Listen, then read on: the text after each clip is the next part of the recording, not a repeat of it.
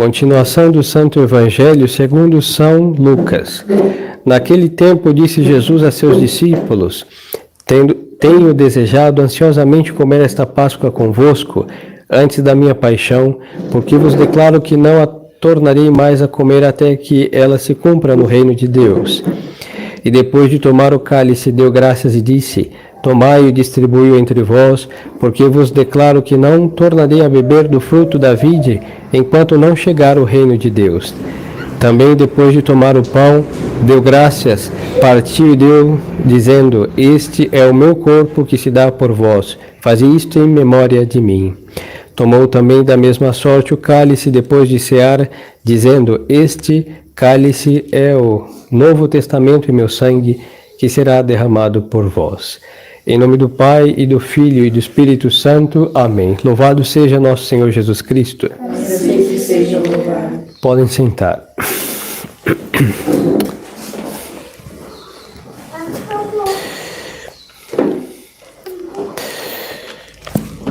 Estimadas almas, nós celebramos a festa do coração eucarístico de Jesus. É uma festa muito bela, porque a Sagrada Eucaristia saiu do coração de Nosso Senhor, como Ele disse agora no Evangelho que acabamos de ouvir, com essas palavras cheias de ardor da caridade de Nosso Senhor. Tenho desejado ansiosamente comer esta Páscoa convosco, antes da minha paixão, e desejei, não, aqui diz desidera e desideravit, não, desejei com ardor comer esta Páscoa, porque Nosso Senhor, Ele veio, como dizemos no credo, Ele veio para a nossa salvação, por isso Ele se encarnou, padeceu sob Pôncio Pilatos, morreu. E este desejo de Nosso Senhor, Ele, na sua Páscoa, depois da última ceia, o texto diz, não, depois da última ceia Ele tomou o cálice. Pois então, e Nosso Senhor, como Ele institui o sacerdócio e o sacramento, três instituições: o sacerdócio católico,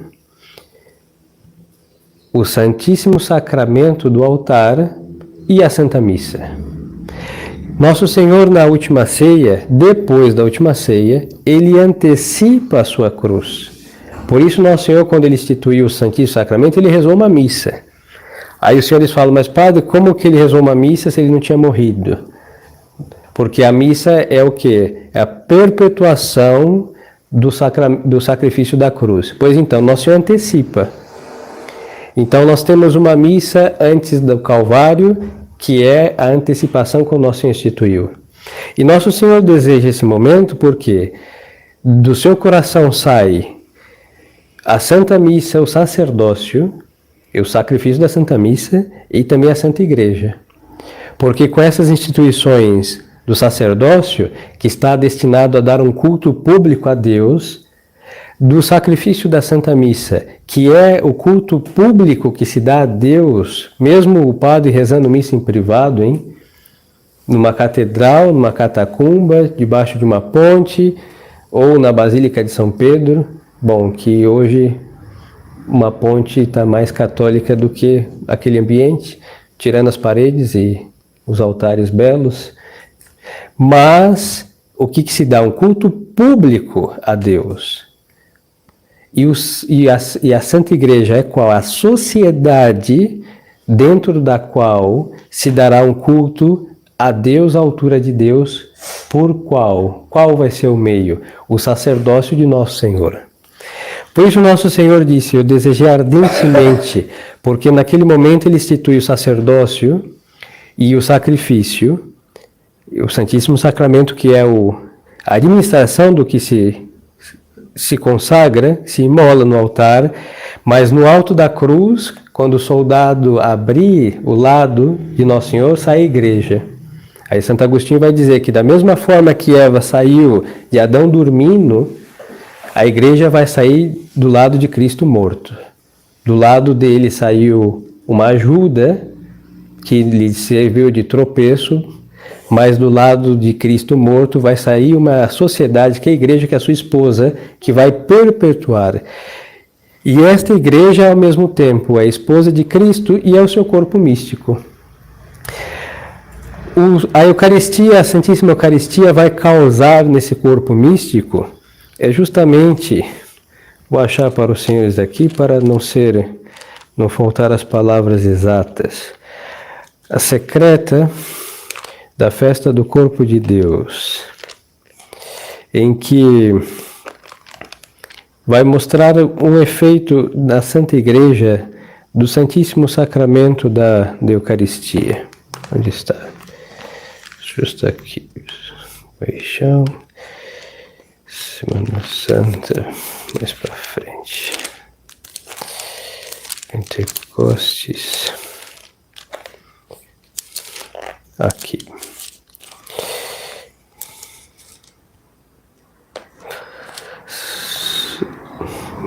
A igreja vai dizer: concedei, Senhor, à vossa igreja a graça da união e da paz misticamente simbolizada nos dons que vos oferecemos. Então é justamente a festa que nós celebramos hoje. Do coração de Nosso Senhor sai o Santíssimo Sacramento da Eucaristia, que vai ser causa e razão da união e da paz na igreja. Aí vamos entender porque a igreja, mesmo em todas as tribulações que lhe tocou passar, a igreja sempre permaneceu una, porque o sacrifício da Santa Missa, ele vai robustecendo, blindando a união da igreja. Duas peculiaridades, a paz e a união. Então a igreja internamente, ela não conhece uma falta de paz e nem a divisão. Quando alguém sai da igreja, esse membro é cortado, ele que amputado está fora, mas a igreja permanece una.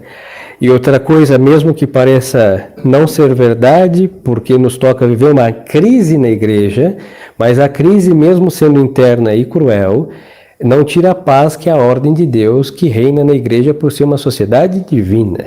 Atormenta os homens, hein? Nós vemos isso, cada um vive em sua própria pele essa crise horrenda, e aí os membros perdem a paz, mas o corpo místico de Cristo não perde a paz, porque Deus, ninguém vai tirar a paz de Deus, ninguém. E a paz da igreja tampouco. Agora é verdade que em tempos de paz, essa paz reina na sociedade.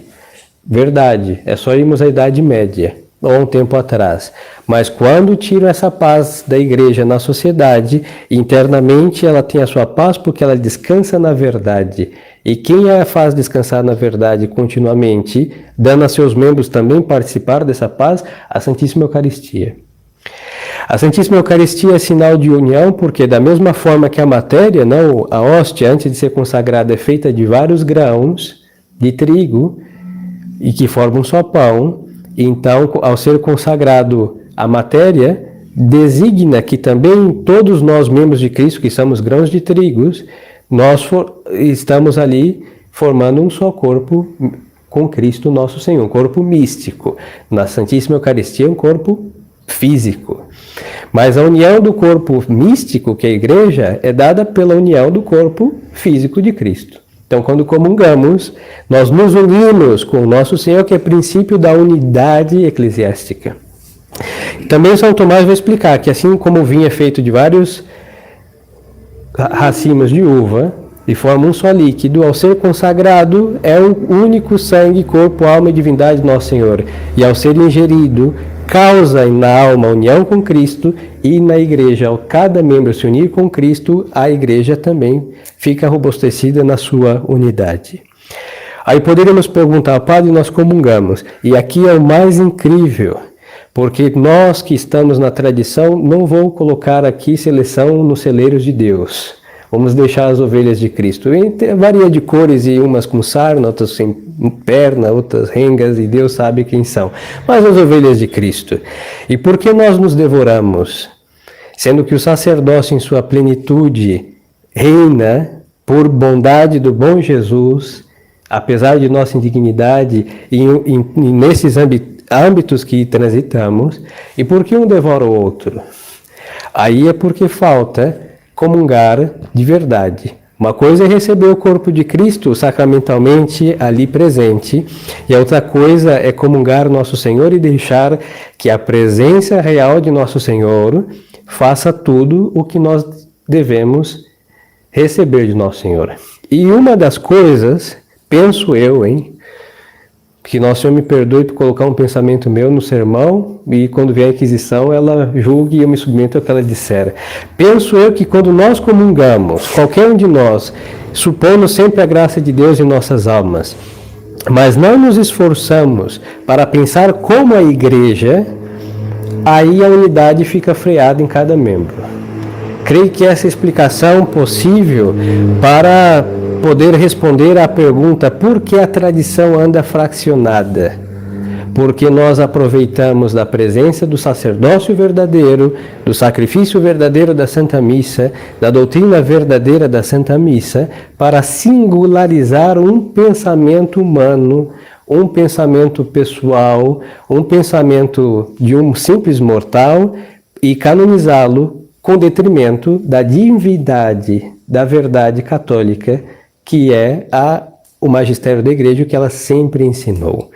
Ao ingerir Nosso Senhor com esta disposição de alma, a unidade na fé não brilha no esplendor de sua glória, porque o que é um pensamento humano, mesmo que seja uma posição teológica possível, mas não é um dogma de fé revelado e definido, o que é um pensamento humano a respeito? É uma possibilidade de ser verdadeiro, de ser falso. E quando nós aproveitamos toda a vitalidade eclesiástica para dar força divina a uma razão humana, nós estamos desvirtuando o caudal de graça para um lugar que não deveria estar. As coisas de Deus percorrem os canais de Deus para levar os de Deus até Deus. E nós pegamos o caudal da graça para arrastar a Deus coisas humanas que deveriam ser submetidas a um dia quando tivermos realmente a Igreja no resplendor de sua glória, com santos e sábios doutores para julgar as opiniões dos mortais, como sempre foi no tempo da paz plena da Santa Igreja. Aí nós vemos assim, então, mesmo onde devia reinar a unidade eclesiástica, reinar a discórdia. E essa ação é bem diabólica, porque lança os olhares aos céus e a teologia católica e a piedade conforme a teologia falando, onde está a unidade daquele sacramento da unidade? Porque entre comunhões inválidas e sacrílegas se entende que a graça não surta seu efeito, porque está ausente, mas agora entre as almas que lutam para estar na graça de Deus e fazer com que tudo se cumpra na finalidade de Deus e não se cumpre, isso sim é realmente uma grave profanação. Então, qual a solução para isso? Para que possamos viver a unidade não humana, Não é se dar os braços e virar um ecumenismo como se fôssemos aí um irenismo, um pacifismo, não é isso. Mas acontecer a unidade entre os cristãos pela verdadeira fé, pela verdadeira moral, pelo verdadeiro culto a Deus, que é o santo sacrifício de sempre, com o sacerdócio de sempre, com a doutrina de sempre, é submeter a Nosso Senhor os nossos juízos. Nós, em questão de fé, só temos certeza das coisas que Deus ensinou e a Igreja ensina e a Igreja definiu. Fora disso, são possibilidades, sejam elas quais forem. E referente à crise da Igreja, nós temos 1000 explicações possíveis, mas só uma é verdadeira. Qual delas? Aí se eu me outorgo dizendo que é a minha, eu estou roubando um posto que não me compete. Como um simples e infeliz sacerdote, eu não posso dar à Igreja uma resposta de algo que, como padre, eu sou uma unha encravada no corpo místico, E quem sou eu para me subir até a cabeça e falar esta explicação? Esse não é um posicionamento católico, porque como a unidade requer uma ordem e cada um tem que ficar no seu devido lugar, a cabeça que fala. Se a cabeça não fala, se a cabeça não está, a unha não vai falar algo. Ela só fica unida àquele corpo, porque em definitiva a cabeça, que é a cabeça da Igreja, sempre que jamais é decapitada, chama Cristo. E com as crises que acontecem, papas morrem, papas vivem, papas são levados ao desterro, os papas estão ausentes porque às vezes não chega o seu poder a todos, por impedimento às vezes de imperadores e tantas coisas que vemos na igreja, mas o católico, o clero, fica o quê? Unido ao corpo. E às vezes o silêncio é uma maneira de evitar as discórdias próprias dos membros que um quer bater no outro. E aí o que temos que fazer? Permanecer como sempre foi feito, rezar como sempre se rezou, pensar como sempre se pensou, com os pensamentos de Deus e da igreja de sempre. Agora o resto não nos compete. E aí mantemos a unidade, sem politicagem, porque isso não é próprio do interior do corpo místico, e sem inconveniências, porque isso tampouco é próprio do corpo místico de Cristo, humanas e estúpidas, mas somente fazer reluzir a unidade que vem da verdade que une a todos aqueles que a amam. Então peçamos, estimadas almas, os senhores têm a dita de comungar nesta festa. Então peçamos a Nosso Senhor, já que é uma manifestação do seu amor extremo para conosco, se dar a nossas almas no meio dessa crise, então peçamos a graça de começar a unidade, a união com Ele, e por Ele, aos demais que estão com Ele. E os que não estão com Ele, resta o outro ato de nossa caridade apostólica, que é tentar atraí-los para Ele.